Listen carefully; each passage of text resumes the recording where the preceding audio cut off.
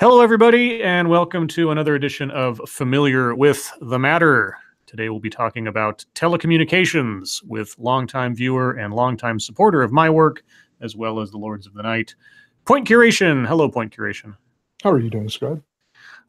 Doing okay today, and doing better now that I have a show to talk about, because I've been looking forward to this for a couple weeks now. Yeah, same Yeah, and you, after the long haul trucking episode, you contacted me saying, hey, you want to know about telecommunications? Because I could be a guy to tell you about that. And be like, sure. Didn't see that coming. So let's see. Remember, everybody, that around the end of the stream, whenever we get to that, we'll have a Q&A time. Feel free to ask questions in between. If I don't catch them in the course of the regular conversation, please repeat them by Q&A time if I didn't already answer them or they haven't already been covered.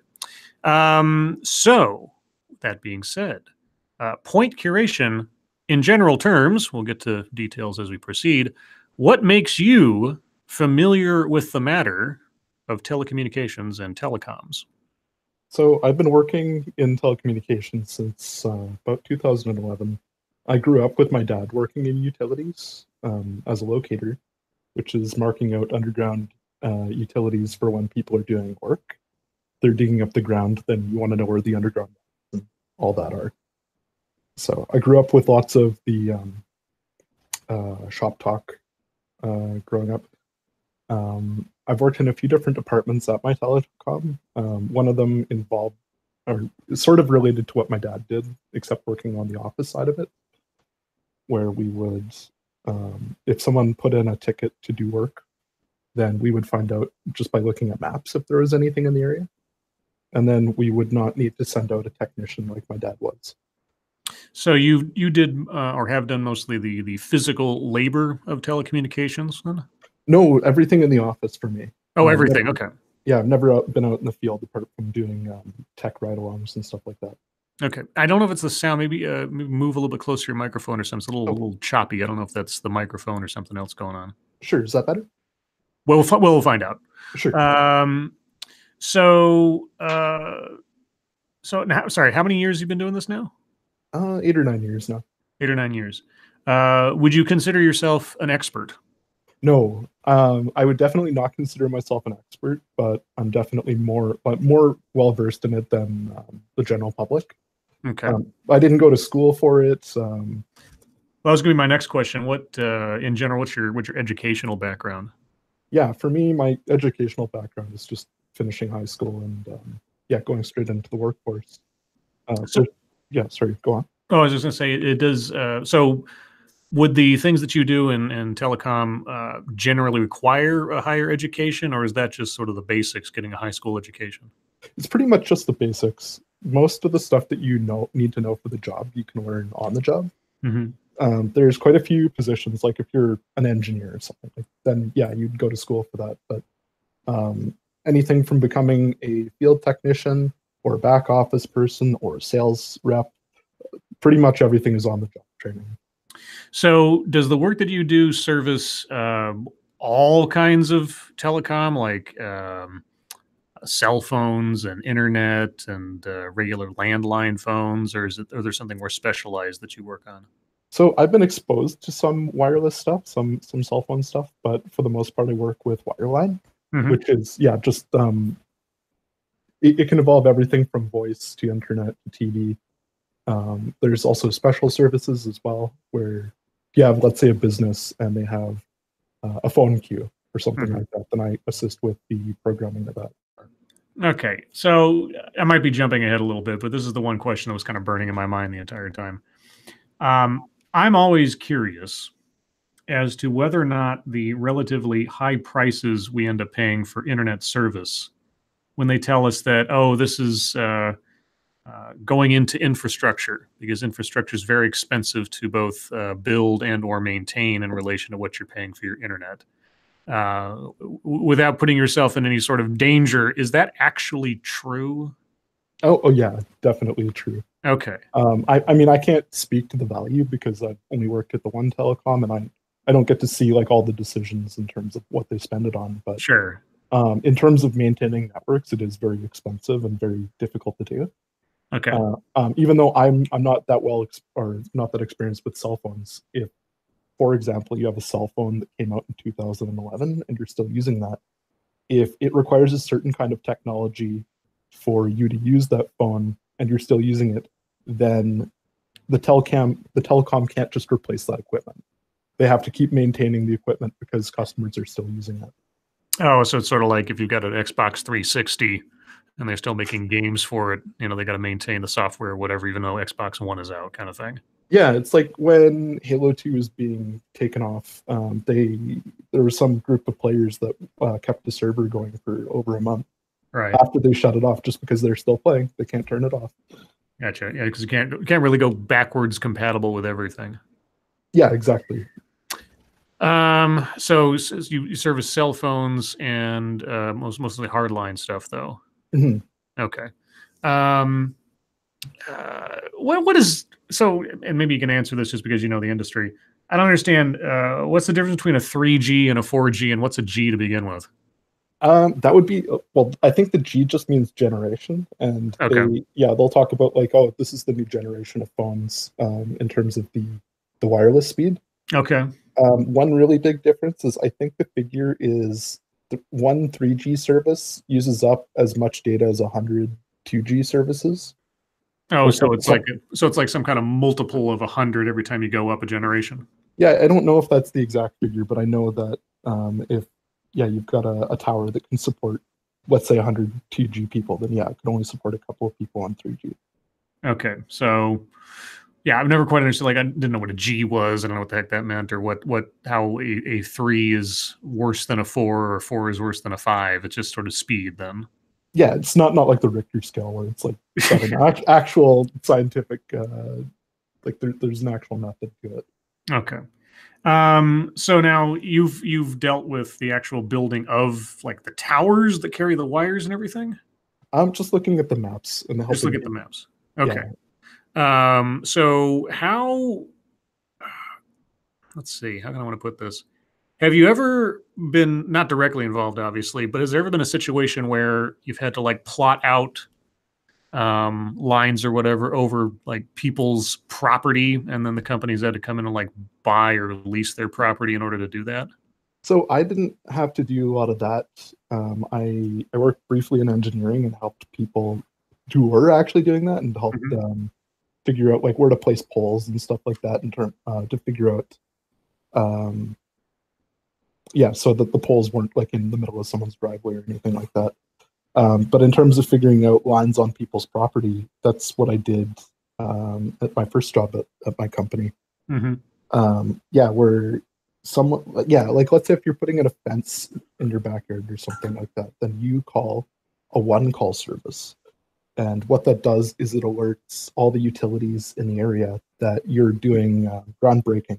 Right. And then, they notified us. And because we weren't regulated like a gas company anymore or like a pipeline, we weren't obligated to come out and mark out the lines. So, what I would do is I would look at a facility map, see where the lines were buried. And then if where the homeowner said that they were working was nowhere near our facilities, then we would just call them and say that you're clear of our facilities and that they could go ahead and dig.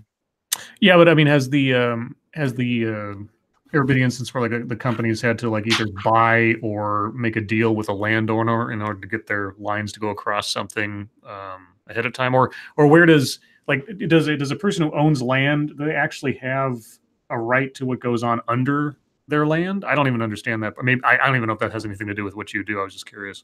Yeah, the way it would work out is if you have bare land with nothing on it at all, like it's not developed whatsoever, then there's not only probably nothing under the land already, but you as a landowner would have the ability to negotiate with any utilities that want to put something through your land. In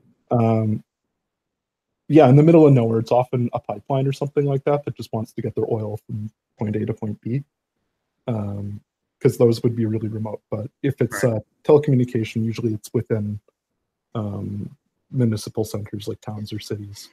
Now, I've always been told. Oh, sorry. The only other thing I was going to say there was if you are buying land, get it figured out ahead of time before you buy that land if there are any utilities under it. Because if it turns out there's a right of way on it, you can't have them move that stuff, or at least not easily. Right. I've always been curious because one of the arguments I've heard about, like in windstorms and things with power lines and cell phone towers and everything going down because of storms, why not just bury all the cables and everything underground? I've always heard that that's way more expensive to both do and to maintain than an above ground network. Is that true? Yeah, that's generally the case. There's lots of places where it's not practical to bury the lines. British Columbia, for instance, is like 90% rock. If you have rock, then you can bury lines with a process called directional drilling, and that's usually used to go underneath roads and stuff like that. But it's prohibitively expensive, so instead they'll just drill single holes for poles, and they'll put up the lines like that. In terms of maintenance, a buried line is actually pretty good for maintenance unless someone hits the line. Then they have to dig it up or lay down a temporary cable. But yeah, if nothing goes wrong, then a buried cable's a lot better than an overhead cable. Is there all that much difference between the materials used in connecting telecoms today versus 20 years ago? Because I never quite understood, like, the same cables that brought me my TV a long time ago, just coax, now bring me internet. I mean, does the infrastructure change all that much, or just how the infrastructure is leveraged? So it does change over time. If you're talking about, let's say, just between your house and the pedestal, which is the piece of equipment that services 5 or 6 houses. The pedestal. Okay, that's terminology I wasn't aware of. So that's what that's called, the pedestal? Yeah, that's one of the terms. Another is just access point. But if you've got one of those, the infrastructure between that pedestal or that access point in your house, that probably won't change.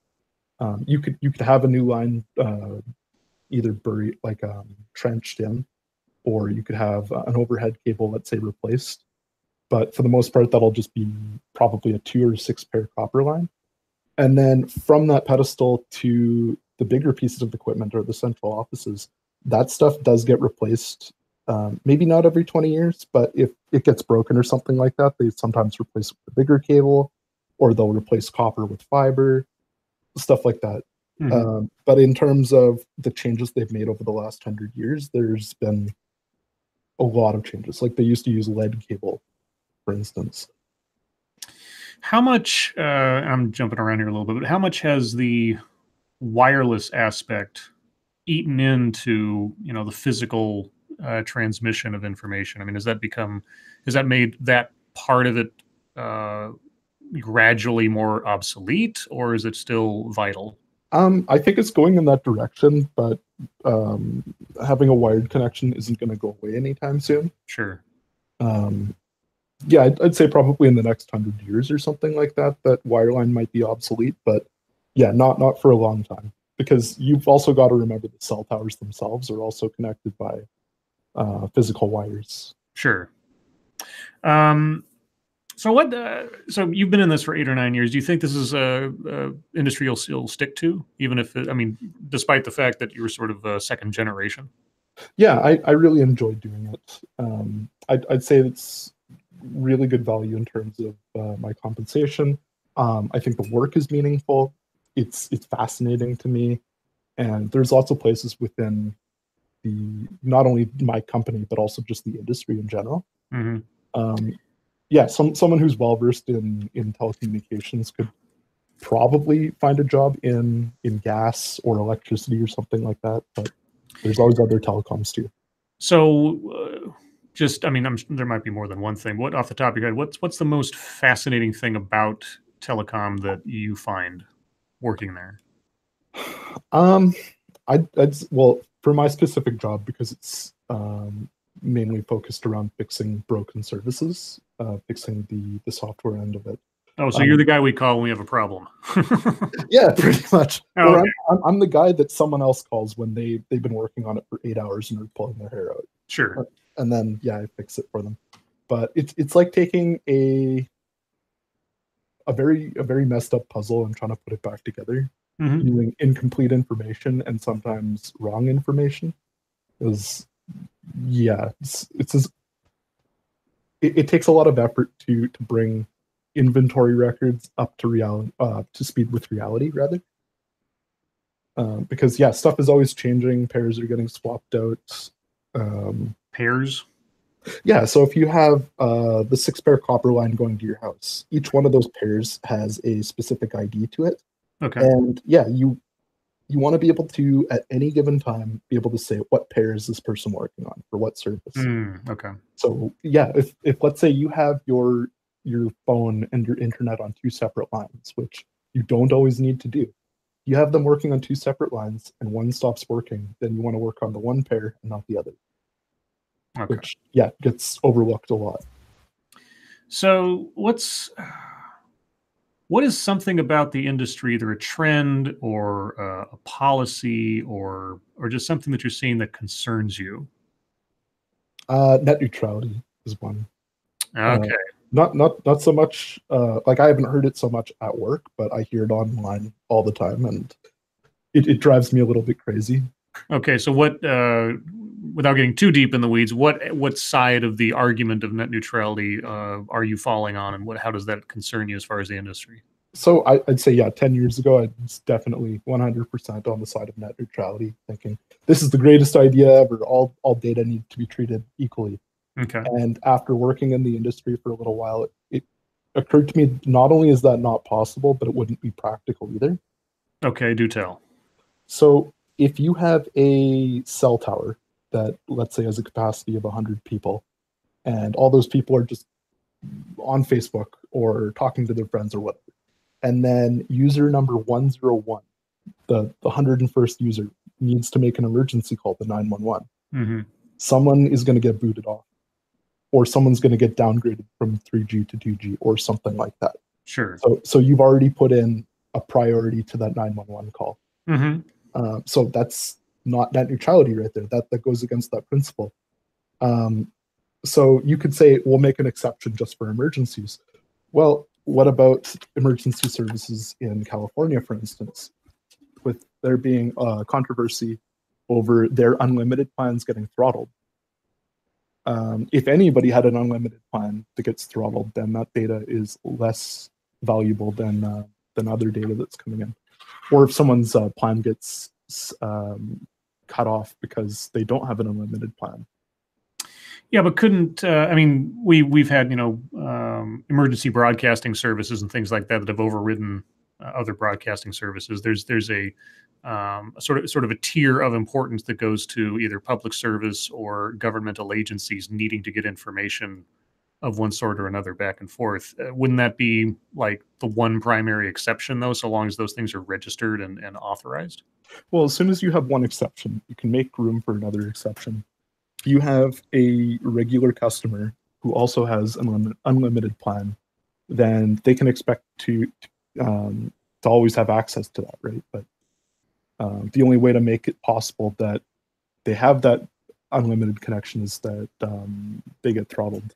Well, I know, I understand, but I mean, if they make a distinction between civilian use and public service / governmental use, then the principle of net neutrality would still be there in that any civilian, use of information couldn't be unduly restricted or whatever else, but exceptions have to be made for the realities of 911 or fire or there's an earthquake alert or something. So how does, if you're able to cleanly, I mean it's in relative terms, cleanly delineate this is an emergency service or this is a public service account versus a civilian account, and in such situations where they're necessary, those get slight priority, that's just sort of the nature of society. How is that a violation of net neutrality? It just goes against the principle. Like once you make one exception, then there's always room for another one. I think that again, when you look at the California case, I think that some of the emergency services were using their personal accounts, and so that account wouldn't be flagged as a government or emergency services. But it would be practical to say, yeah, we'll treat this one like an emergency service. It's not much different from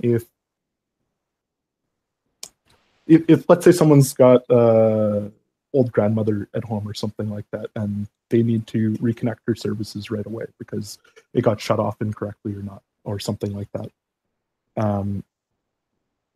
then yeah, you can treat anybody as a priority and make an exception for anybody.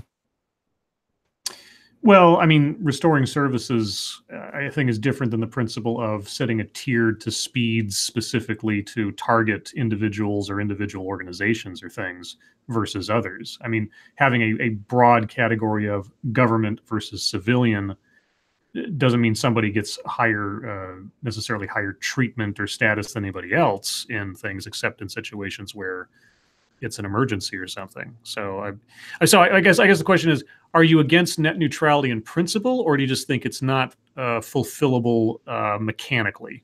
Yeah, I would say it's not fulfillable mechanically. Okay. Like I don't think that it's a good idea to say, yeah, we're going to have a fast lane for consumers and also a slow lane for consumers. Mm-hmm. But, right. Once you already have two lanes and say we're going to prioritize government services over consumer services, then you've already got a two-tier system. And then even within consumers, you've already got multiple tiers where you're going to service the oil company that you owe them money if their service goes out, over, let's say, an individual homeowner paying like $60 a month or something like that. Okay. It's not that you don't value that individual homeowner, but the other service has thousands of people. Well, hasn't that always kind of been an understood necessary evil of things? I mean, like I said, we have the emergency broadcasting system. There's always been two tiers of priority for broadcasting and free speech, even in the sense of, pre-digital television. So, I mean, I guess it does. I mean, the idea that there would be, I don't see that necessarily as violating the spirit of what net neutrality is meant to do. So, but I can understand how trying to live up to the expectations versus the physical realities of thermodynamics or whatever don't necessarily get along all the time. But yeah. Like I think it's more that when I hear the term, it just drives me a little bit crazy because I know that most of the people that are proponents of it either haven't considered that or aren't aware that there already are multiple tiers, and that removing those tiers would be a really, really bad idea. Is that the general sense you get, in at least from your sphere of the industry, is that net neutrality is maybe not a bad notion, but just a bad plan, so to speak? Yeah, like I don't hear about it too much at work, but the few times that they do, they basically say, yeah, we're not going to go ahead and treat individual consumers differently. We're not going to value one person over another. But yeah, in terms of helping like emergency services and stuff, it's usually help them now, we'll figure out the details after. Yeah, one of the other things that I remember when like shortly within the few years of 9/11, there was a lot of stories about the possible targets for like people to harm or cripple, America's infrastructure, let's say. And one of the ones that was pointed out early on was our telecommunication systems. There was this one story, I forget exactly where it was, but there was this central like power hub or I don't know, a central area where like a whole bunch of phone lines and everything were coming to. And a reporter went out there to check out, like, what are they doing to secure this place, and he walked right up and the gate was unlocked. There wasn't anybody around. He could walk right in to like places where he could conceivably, sabotage the thing or whatever else. How fragile or how vulnerable, I guess, is, and of course, I know you're talking from this perspective of Canada, which, I don't know if things are all that much different, but is it easy to cripple vast areas of stuff with just a pair of bolt cutters kind of thing? I would say it's like you wouldn't be able to shut down the entire system with bolt cutters, but you get copper thieves and stuff like that will, yeah, they'll hook onto a bunch of wire that's on aerial or like on electrical poles. They'll pull it down thinking it's valuable, because it is, if it's copper. And they'll take a community out of service just because of one line being taken down. But in terms of crippling it, all we have to do is put up a temporary line, and then they're back up in service in like an hour or even, yeah, a day, let's say. Okay. Sorry. Yeah, I was just going to say, when you have a patchwork of different materials and different technologies and stuff like that, making up your system, taking out individual components breaks it just temporarily, because yeah, we can just fix individual components. Okay, and just for the Alex Jones people out there, without being specific, are there places in a network that are Achilles heels? Like if this one thing fell apart, it could be fixed, but it would affect a vast number of people for an extended period of time, kind of thing. Yeah, I mean, like if let's say you, I'm not asking for plans here. I just want to make it clear. I'm not asking him for advice on how to do this. I'm just wondering, because there was the only reason I ask this notion comes to my mind is because of a TV show. There was an episode of Quantum Leap. Those of you who are old enough to remember, there's an episode of Quantum Leap where he has to go back in time, and in a convoluted way, you'll have to see it.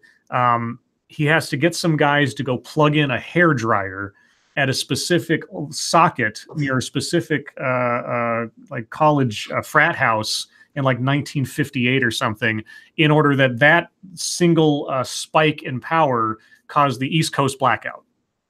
Okay, now obviously that's fiction, but I'm always been curious. It's like, could something that stupid come along that would actually knock out everything, even if it was only temporarily, that it would, affect the entire eastern seaboard or something if one thing goes wrong? Is the system at this point in time, is there any possibility that even at this stage of the game, things might hinge on one little thing somewhere?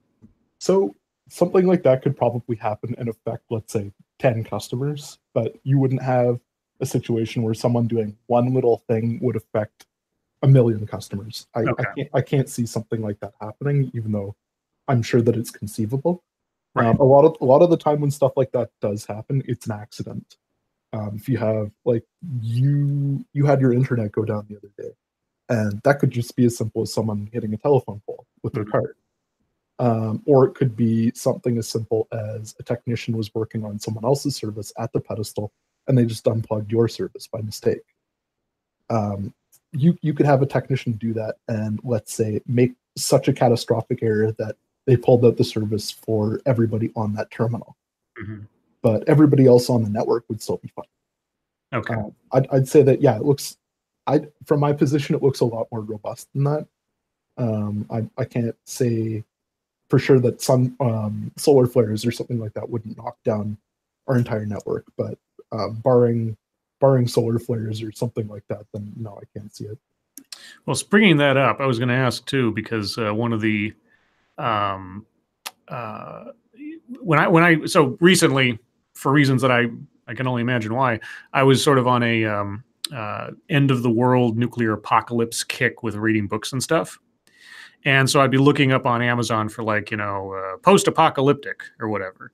And more often than not, a lot of books and fiction coming out these days don't center around like a nuclear apocalypse, but an electromagnetic pulse apocalypse.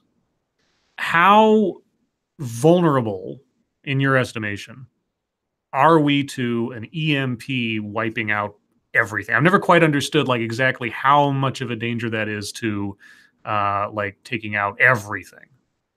I'm not that well versed in electromagnetic pulses myself, but let's just say for a moment that you had one of these happen. You had an EMP and it destroyed all the equipment in all the offices. Okay. You'd still have all the lines in the ground. Right. As far as I know, those lines wouldn't be ruined by the surge or whatever it is. Whether it's a fiber cable or a copper cable or whatever. And I'd say if it was an end of the world type situation, the effort and the value wouldn't be so much in those computers and in that equipment in those central offices, but be entrenching all the lines and having a soup cans and string between point A and point B. So if you could survive the end of the world and then somehow recreate those machines, then you could theoretically just plug them into the lines in the ground and then Right, and everything would come back up basically. Yeah, set up. It's sort of like doing a heart transplant. It's like, well, all your arteries and everything still work. You just replace one thing with another, and conceivably, hopefully, everything still functions as it was meant to, because that's what it was built to do in the first place.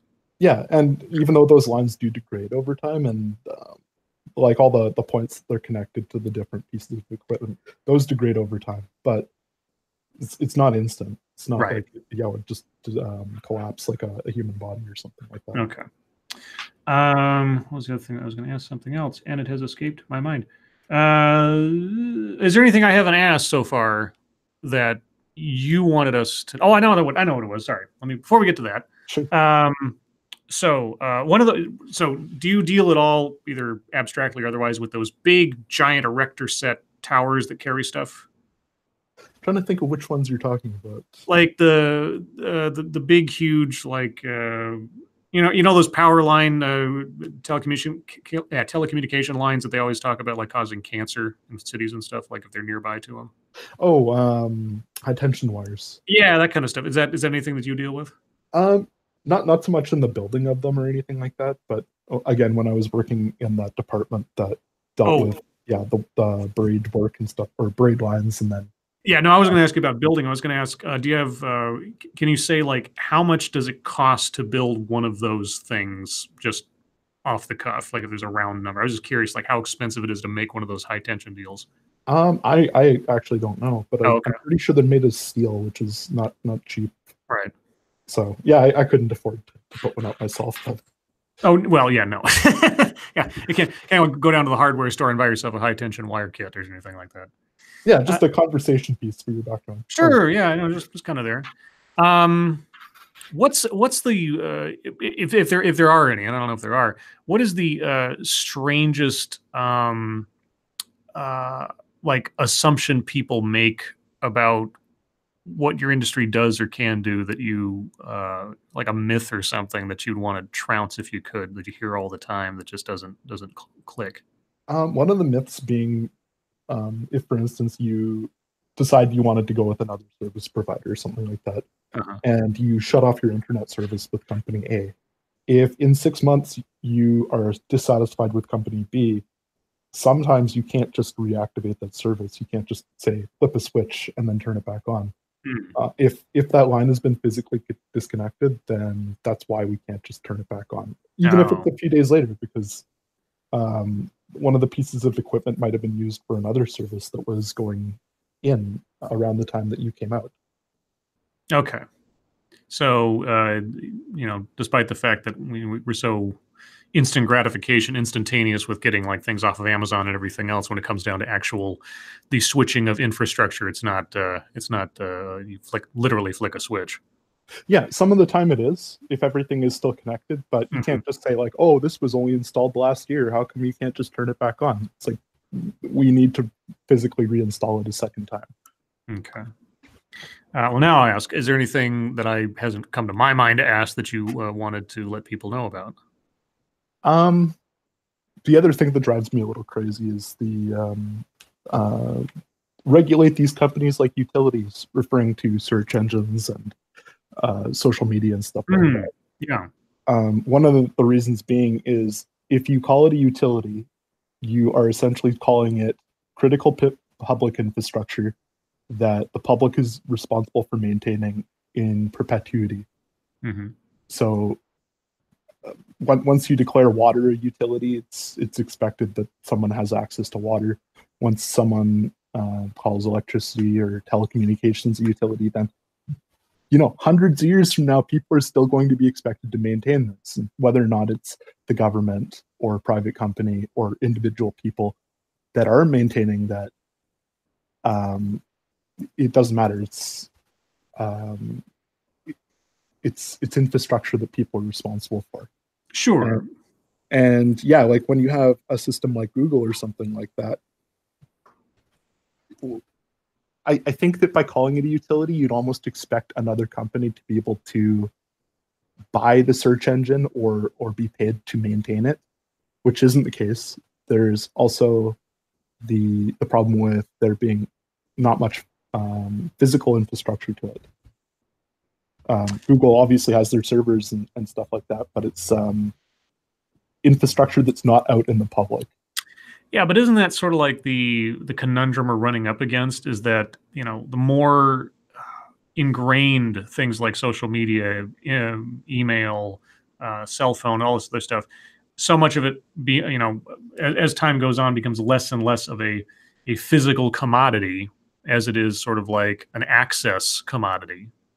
Aren't we going to hit a wall where the difference between what is a vital public utility like just internet connectivity and what is a private concern kind of, I don't know, blurs to the point where you can't tell where one begins and the other ends? Yeah, there's definitely that. It's going to get to a point where if someone doesn't have access to a search engine or to social media, that they'll be disadvantaged to the point that someone is today if they don't have access to telecom. There was a point where nobody had a phone in their house, nobody had Telegram or anything like that. Mm-hmm. And yeah, where it wasn't required, but we've moved past that, and we've decided that yeah, it is public infrastructure that's critical for us to continue as a society, and we're okay with us maintaining that in perpetuity or perpetuity. The other problem too is that before telecommunications were proper utility, they required electricity, which yeah, like it sounds obvious, but it's the same thing with telecom to social media. Is you can't have social media without telecommunications. So it's one utility based off of another one.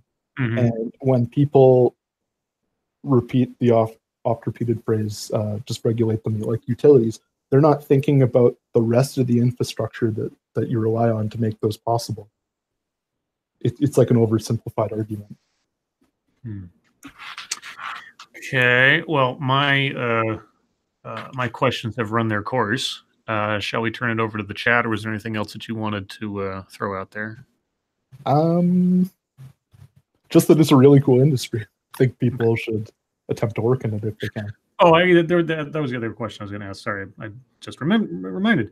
So even though you don't have a specialized degree in anything that led you to this, if someone were to go into some area of education or whatever that would best serve them, were they wanting to get involved in telecommunications, for what you do, let's say, if you could have one extra layer of credentials in your background to help you out that would have been useful that you can see now, what would that be? Driver's license. Yeah, I mean, like it sounds silly, but I personally don't have one, and people don't think of it as being something important for putting lines together. But it's absolutely something that people would look for in terms of getting into the industry. Because one place that people will often get into my company is as a field technician, and obviously you can't do that if you can't drive out to the site. Barring that, then most people will come in through customer service. So having customer service in their work history is always useful.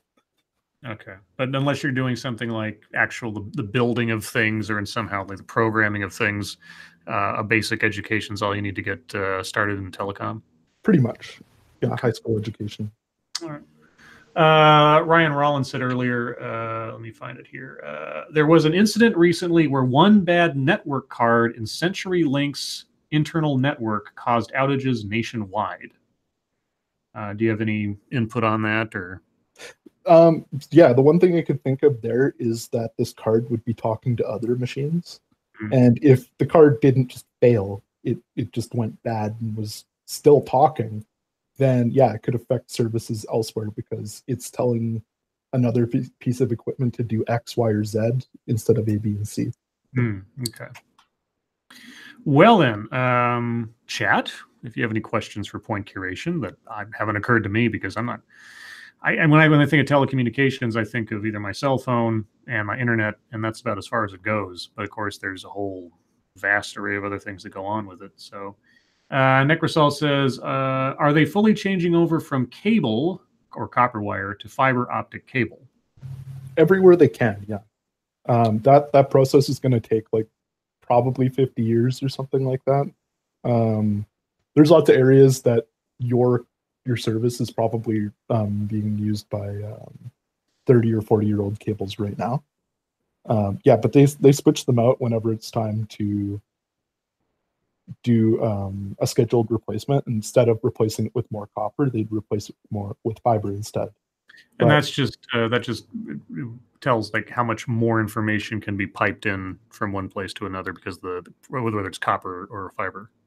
Yeah, pretty much. But the thing about that is it's not just replacing the wire. You also have to replace all the equipment that goes with it. That access point, the pedestal that I was saying, the equipment in the central offices. So it's not just a segment of cable, it's the entire thing that will need to be replaced. And yeah, it's something that they look at well in advance of the replacement. Thank you, Diesel Dave. WTF, how do you not have a driver's license? Yeah, I just never ended up getting one. I've got bus pass, bus tickets, and because I actually live pretty close to work, I just walk or take the bus. Yeah, I didn't have a driver's license until about 2 or 3 years ago, something like that. I just never needed a car, and I don't like driving all that much. Of course, that must sound like heresy to Diesel Dave, who does nothing but driving. But hey, what are you going to do? There's a question maybe you can answer. So, why does Monkey have such bad internet? He is probably using his place is probably serviced by a 2-pair copper cable. I'm guessing that his internet and his voice are on 2 separate lines, and it's why I was telling him about loop bonding, which is where essentially you take 2 cables and use 1 service. You have, like, you take a compound eye, for instance. It's like you get more, better vision with a compound eye because there's more eyes looking at the same thing. It's the same thing with radio telescope arrays or having 2 water pipes instead of 1. It's like there's lots of reasons why it works so well.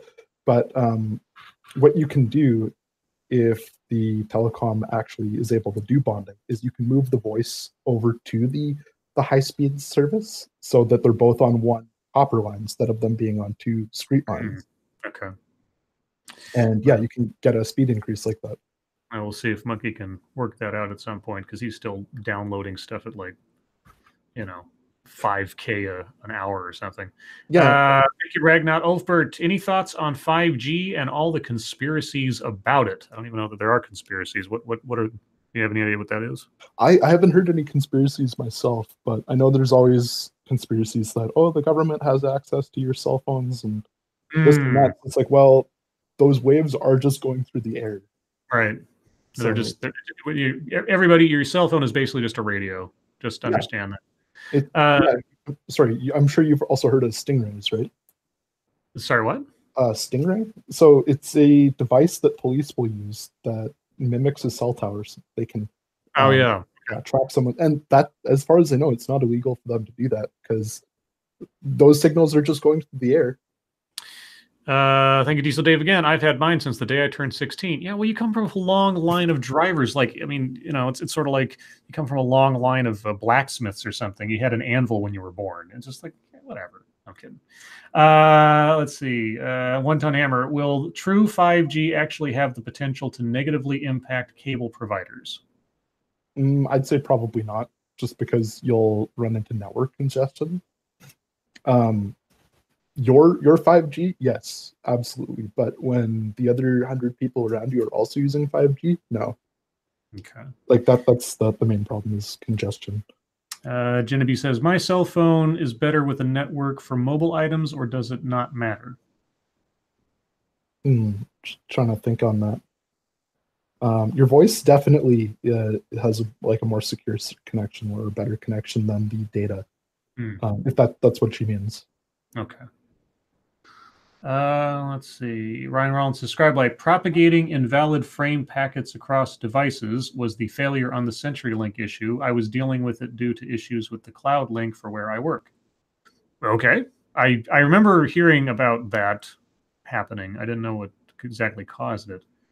But like I say, I imagine that if there was going to be some big like Achilles heel, it would probably be on the software end or some technical hardware stuff, not on the lines and such. Yeah, I'd say it's probably the software. Like anytime I have issues at work, it's generally because of the software. But There's lots of terminology like packets and stuff like that. It's like I recognize those words, but I don't necessarily know what like the stuff I hear on my job doesn't. I don't necessarily know what it all refers to. Omar N earlier said, this guy clearly has no idea what he's talking about. He must be an internet installation technician, not a field service technician working on infrastructure from the 1800s. Yeah, I've never been out in the field, so I just know from the inside in terms of what they built on the outside because of working in engineering and in other places in my company. Okay, so you know what you're talking about in the realm of things that you know what you're talking about. Yeah, pretty much. I'm jack of all trades. Definitely not an expert. I spent years looking at facility maps, looking at the age, type, makeup of cables, where they go, what they look like, that sort of thing. So it's like I do have a good idea of what our networks look like and what they're made of, but yeah, there's lots of stuff that I'm totally clueless on. I actually jumped ahead of Jenna P. I apologize. She'd asked, I believe you said that, I believe you said, but I was wondering about internet TV home phone line with the same company. Is that better for the household or putting all of your eggs in one basket? Is that a bad idea? I'd say if you can get a package deal, then it's probably better for you. In terms of the service that you're getting, it's probably going to be about the same. For the most part, your internet, TV, your phone are pretty reliable. And having two different companies, it's not going to affect the reliability too much. Nickersall asks, what was the worst problem you have seen or dealt with? I think you meant dealt, not felt with. If you've been feeling problems, it might be something else. But has there been like some long-term or consistent issue or something? Yeah, going back to the first department that I worked for, it's when either we would make a mistake or the people out in the field would make a mistake. Those would result in the biggest problems. Like you're talking about community getting shut off. It's like if someone was using a backhoe in an area they didn't say they were going to work in, they end up getting fiber cable, then yeah, takes an entire community out. Does that happen very often where people like don't check first and they start digging? That does happen pretty frequently, but yeah, like maybe 1% of the time or something like that. So if I do that, let's say I'm a landowner and I use my backhoe, I'm going to dig a fence post and I cut off a line.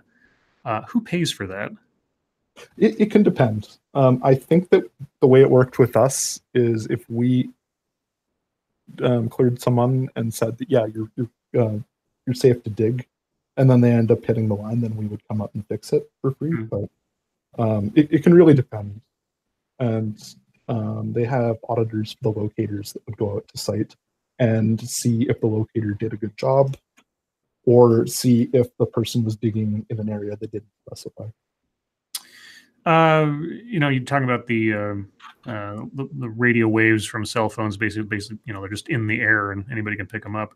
How secure are actual like physical communications lines? Because you can always hear about like, oh, somebody tapped their phone or something else. Is it very easy these days to actually like plug into someone's like physical landline communications or internet or anything else?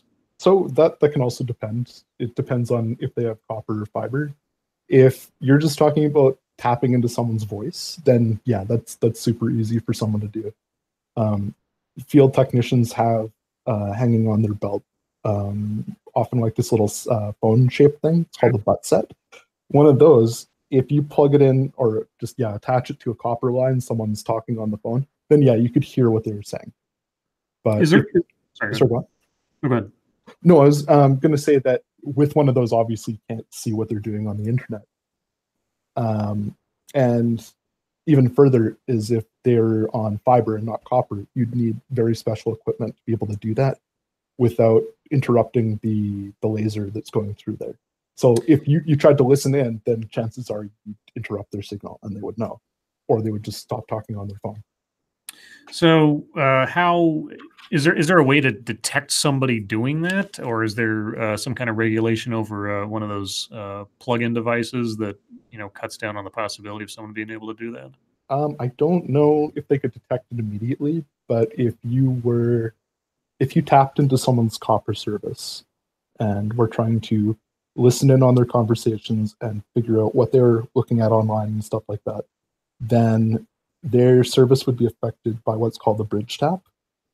And what that means is you have a T-shaped piece of wire somewhere along the line between your house and the central office.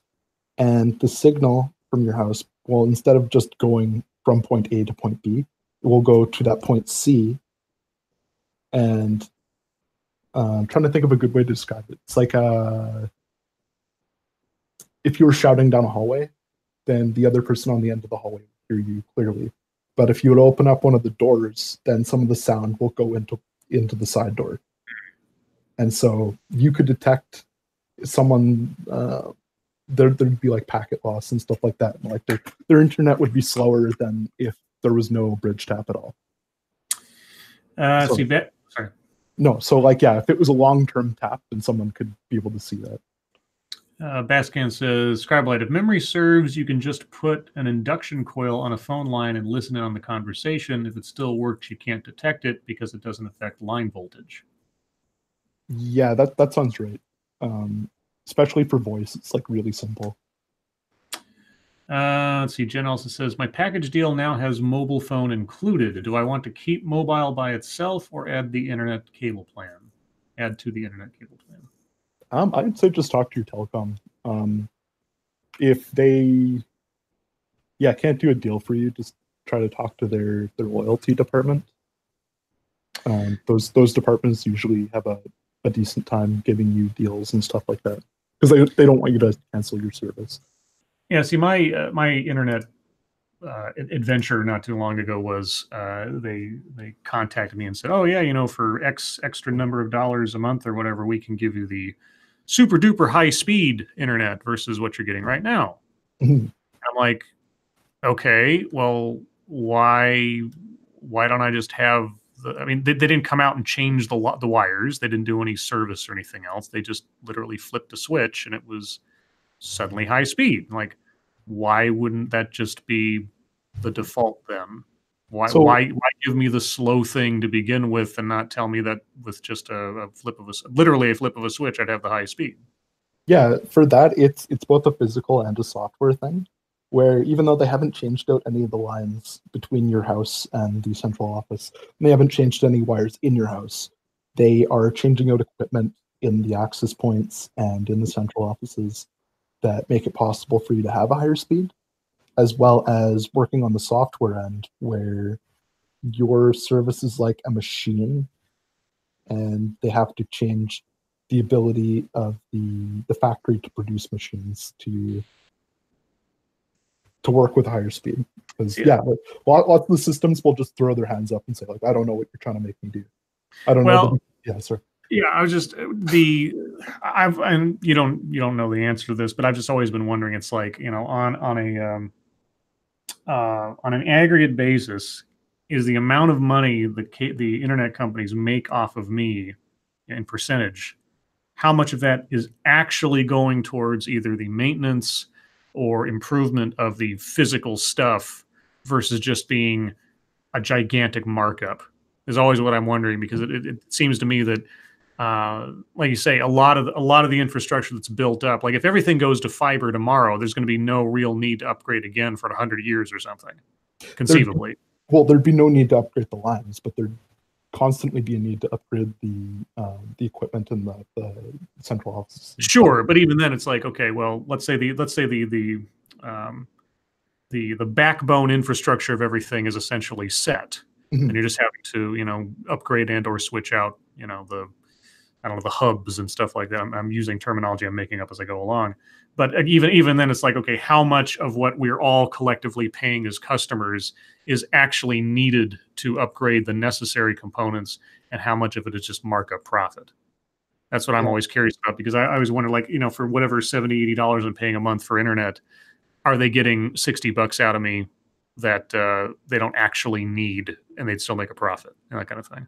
Mm-hmm. Yeah, like I'm not too sure on the actual percentages or what kind of value we're getting, but I can say that like a lot of money does go into maintaining it and upgrading the infrastructure. Random American says, I stepped away. Sorry if this was covered. Is there any indication that 5G will cause health problems? I'd say the jury's still out. Now, what are they referring to? Because I'm not quite sure. Um, Like I, cancer and that kind of thing? I'm guessing that it's like the whole idea: if you have a high tension tower, will that cause cancer? And I think the answer is we don't know.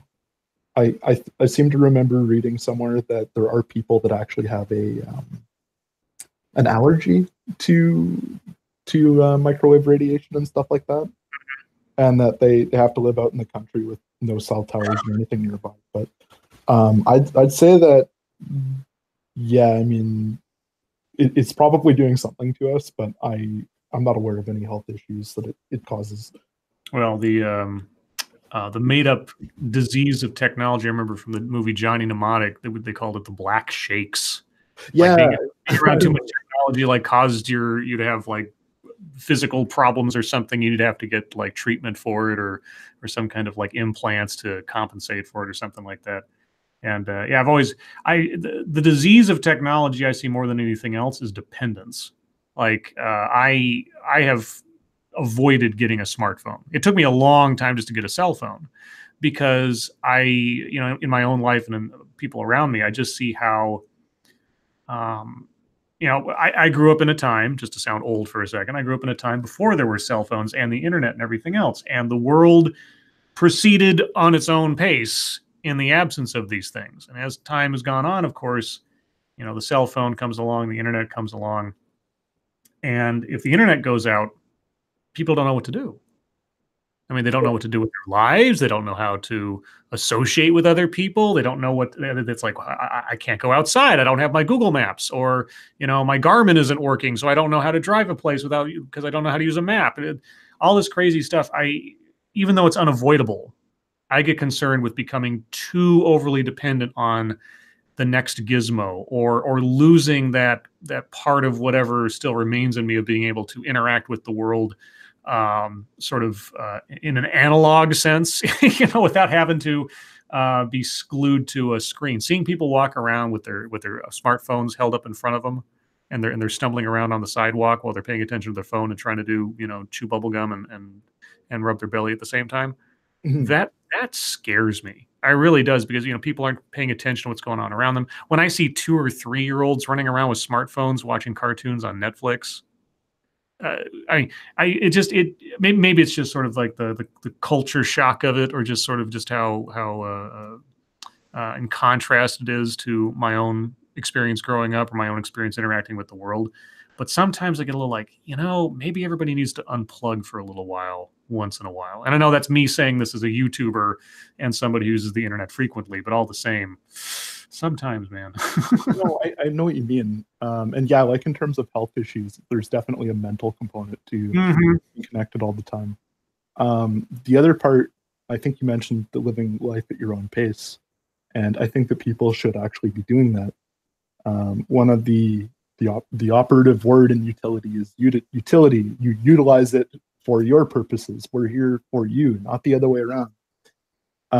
So yeah, if you are happy with just a voice service and don't want internet or TV, then don't buy them. You'd be getting what you want and what you need out of the system, and not allowing the system to say, no, we need you to subscribe and consume this. Right. And that's what I had to fight with the internet company on when I did the switchover, is that they pushed like digital TV on me. And I'm like, I don't need digital TV. I don't watch TV. I use the internet. I use Netflix. So I don't have the need for 5 billion channels I never watch. So take that off my bill. I just need the internet. That's it. If I have high-speed internet, why do I need cable TV? Yeah, like I personally subscribe to TV as well as the internet, but I don't watch TV. The only reason I have it is for my package.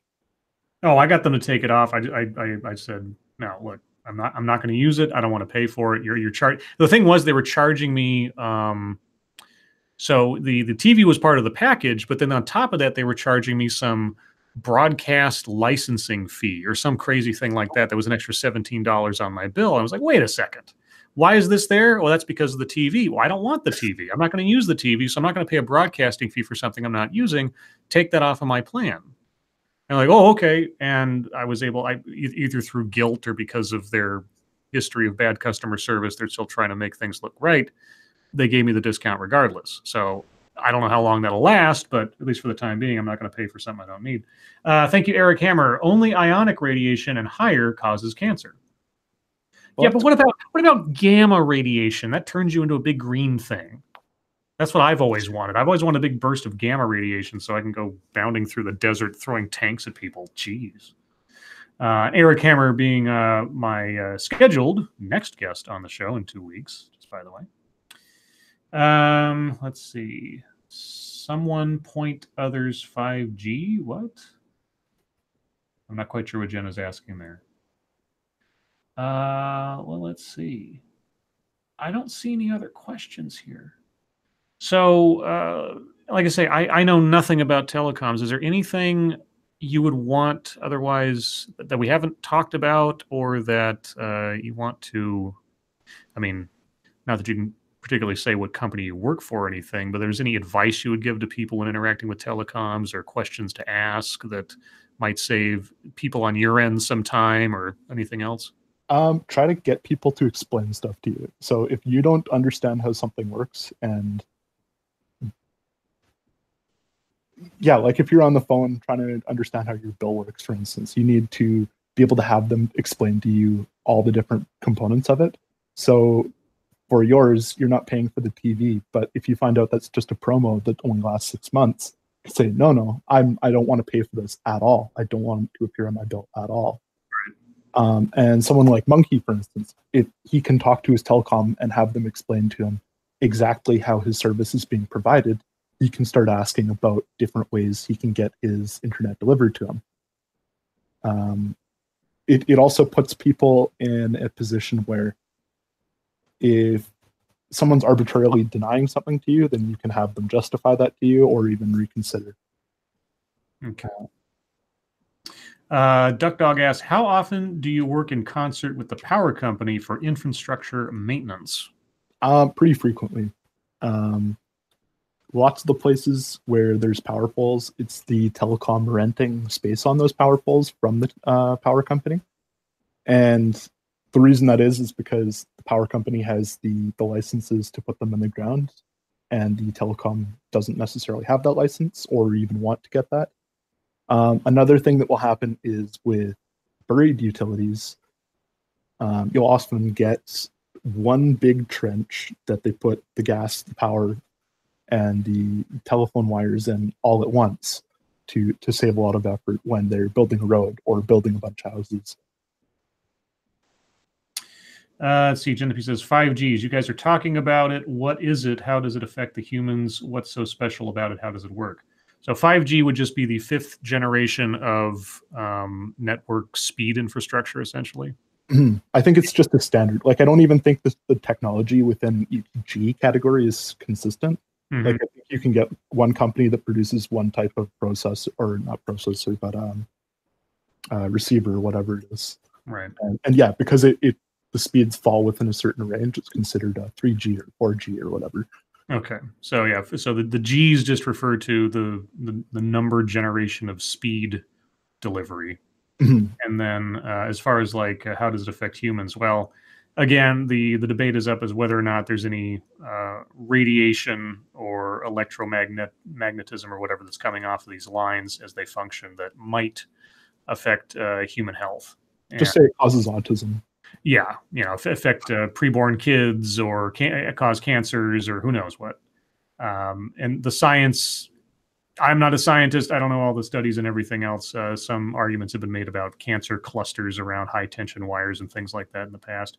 I don't know what the validity or not is to those things. So, mm-hmm. So 5G is just sort of a generic branding thing of this is a faster service than the previous number. Yeah, pretty much. Yeah, pretty much. I did hear something about, I forget who it was. It was some company that was saying they had 5G, but they were actually just sort of like faking it somehow so they could say technically we're providing 5G, but it's really like 4G plus or something like that. I don't even know if you have any idea what that's all about. That might be one of those things where you have a cell phone that's both connected to a cell tower and to Wi-Fi. Mm-hmm. So it's like getting its speed from two different places, and therefore is faster than just one or the other. But there's different ways to massage numbers to make it look like one thing or another. Okay, well, in the absence of anything else to ask, what is the hardest part of the world or terrain or whatever to build internet infrastructure or telecommunications infrastructure? Like, I mean, obviously, I would assume like through a mountain would probably be the worst, but I don't know. Yeah, I'd say just moving the ground out of the way and putting the lines in the ground is probably the hardest part. Getting from point A to point B. Okay. Let's see. Jenna asked, Wi-Fi, yay or nay on the password protection internet passwords of my different info? Does it protect you? Also, fingerprint never use or okay to use instead of passwords always. Well, I personally don't like the idea of fingerprints because then the company has a copy of your fingerprints. But yeah. Wi-Fi always password protects. Yeah. Yeah, not a good idea not to. My best advice on passwords is think of an old street address you lived on and just use all of that plus the name of the town plus the state and change, just write it out as one big line, because usually you got so many numbers and letters and everything in there that it makes for a really good password. And usually, most people I know can rattle off the address they grew up on. Mm-hmm. Or they can rattle off the phone number, their first phone number or something like that. And as long as you throw in like a $sign here or a pound sign there or whatever else, you've pretty much got a decent password right there. And it's easy to remember. So, I mean, some people have gobbledygook and they're just really good at remembering gobbledygook, but street addresses, combinations of street addresses, whatever, that kind of stuff is always, in my mind, easy to remember. Now, granted, if someone thinks to try that on you because they can look up your information or whatever, again, replace an O with a 0 here or there kind of thing, just to change it up a bit, or put a $sign at the end and a pound sign at the beginning, and then put your address in between or something. So that's my best advice. Yeah, and like as far as you as an individual goes, the weakest link in your security is you. Yes, it's true. Yeah, it's like social engineering will. Like, yeah, if someone can socially engineer you to give you or give them your password, then it doesn't matter how complicated the password is. Yep. And the other part being it's vulnerable at the other end too.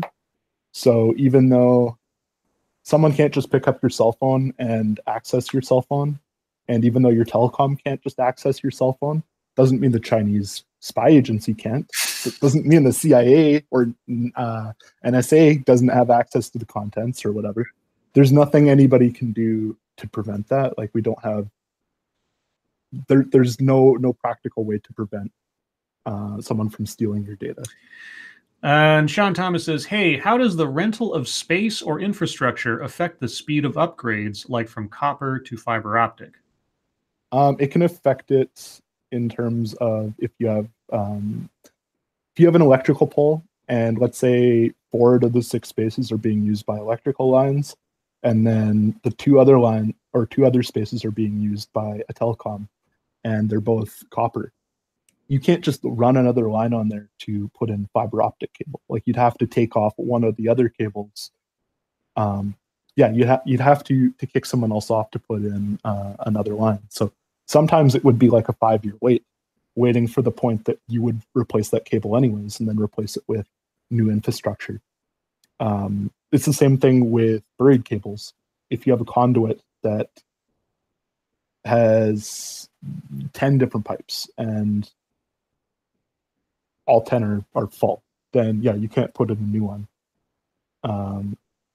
You also have to save space for other telecoms. Like, if you have a major telecom like Verizon or something like that, and they build a duct system that has 24 pipes in it, they might have to give up 6 to wholesalers.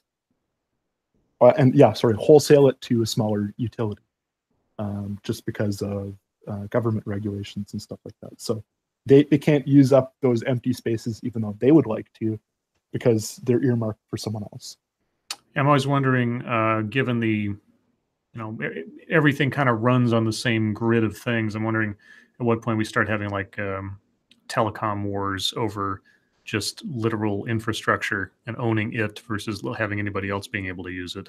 Well, yeah, I mean, there's tons of petty stuff that the companies can do to like block another company. Like if you have one of those ducts I was just mentioning, and instead of a pipe being actually like filled to the nuts with wires, it's not like you have 2,000 wires in there. You could have a single copper pair in a pipe, and 99% of the space of that pipe is empty, but that pipe is still being used. So another telecom can't use it. So yeah, like companies can already do stuff to kind of push each other around, and yeah, do stuff beyond just competing in the market. They can do stuff to compete in the industry.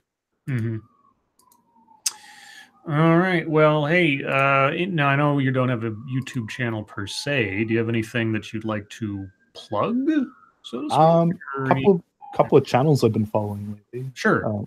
I've mentioned the video lexicographer before. He did a video, or he's done a few videos this year on the etymology of month names, and he's on March at this point. And then another small channel I've been following is called Meme, as in ME space ME space ME. And yeah, that guy does political cartoons. Okay. But yeah, those are the two channels I've been looking at recently, and can't think of anything else. Okay, and if anybody had any questions elsewise about telecoms or anything else, where could they reach you? They're welcome to email me. It's pointcuration@gmail.com. All one word? Yep. Okay. Well, hey, thank you so much for coming on. I did like the suggestion of telecoms was not anything that was even on my radar, but I'm really appreciating you and other people just sort of like saying, "Hey, I know a thing about a thing. You want to talk about a thing?" And be like, "Yeah, sure." Yeah, I hope that this was interesting for everybody. And yeah, if you have any other questions, definitely let me know.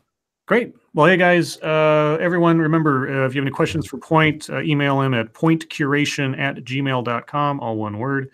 Check out the video lexicographer and as well meme on YouTube. Those are his recommendations. And yeah, I should be back in about 2 weeks with another show. We'll see if everything pans out schedule-wise. But again, Point, thank you for joining me. Thank you. Everyone in the chat, thank you for joining us and having your questions, and appreciate everybody who donated. And we will talk to you next time. So take care. Bye, everybody.